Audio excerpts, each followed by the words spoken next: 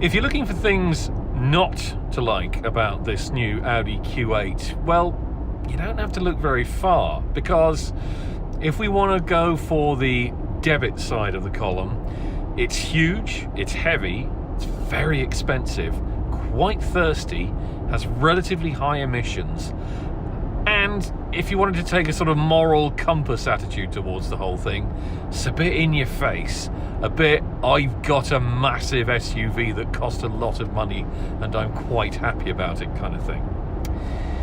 But for all that, for all the fact that it is easy to start picking holes in and finding fault with, it's a bit of a beguiling behemoth, I have to say. It's not a car I expected to like, and it's a car I actually like much, much more than I thought I would.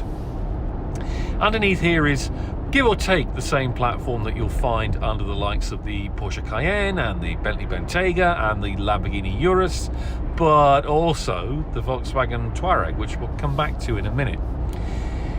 But Audi has taken that and added to it a sporty-ish body that does away with 7 seats, unlike the bigger, less expensive Q7, and therefore kind of competes with the likes of the BMW X6 and Mercedes-Benz GLE Coupe.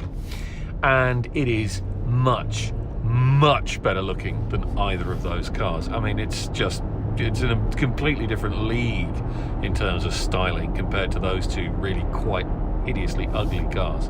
The Q8 maybe ain't pretty, but it's really quite chunky, handsome, very, very appealing. Aggressive in some ways too. There's that Audi keeps trying to hint back to the classic Quattro rally cars of the 1980s and the IMSA 80 GTB racer with its styling techniques these days. And the Q8, in spite of being a whacking great 5-seat SUV, follows suit, and it kind of works. I mean, it kind of, yeah, it does grow on you rather a lot. I'm not sure that this dark grey is necessarily the best colour for it, but it's a pretty good looking thing.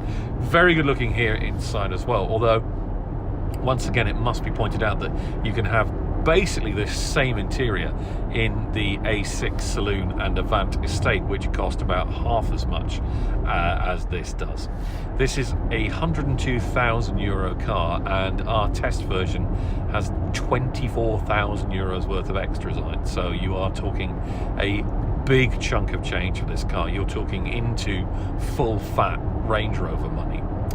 Can it compete at that level? Yes, it can actually, because the surprising thing about the Q8 is just how good it is to drive. Not only does it do the big, expansive, loping armchair comfort thing that you expect it to do, but it's rather better around the corners than you think it will be.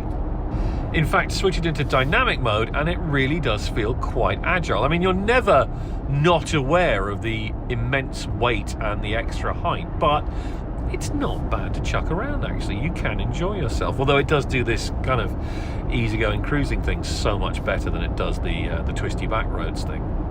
Now, again, we can find some faults. This twin screen instrument panel layout, same with the A6, same with the A7, same with the A8. I'm just not sure about it. It looks great, and for the most part it works very well, but I just think it makes you take your eyes off the road too much. I think it needs more physical buttons for the things that you use a lot. There's too much ploughing through menus, and even when you've done that, there's too much jabbing at the screen trying to find the right switch. It's just not ideal, I have to say. Another problem is that you can effectively get all of this mechanical package, the same V6 TDI diesel engine, the same chassis, the same everything really, in a Touareg, which has a cabin that looks pretty much as good and which costs, well, once you've added on some options, about €50,000 less than this. That's a big saving. And okay, you don't get the sexy Audi badge and you don't get the sexy Q8 styling, but is it any worse a car? No, not really. Then again, that's not the arena in which cars like this play. If you're actually going for a cost-benefit analysis kind of purchase, well, you're just not playing in this sandpit, are you? It is a car that lives and dies on the appeal of its badge and its name and its brand, and the fact that it is that big, in-your-face, glossy, glamorous SUV. Again, We shouldn't like that, really, should we?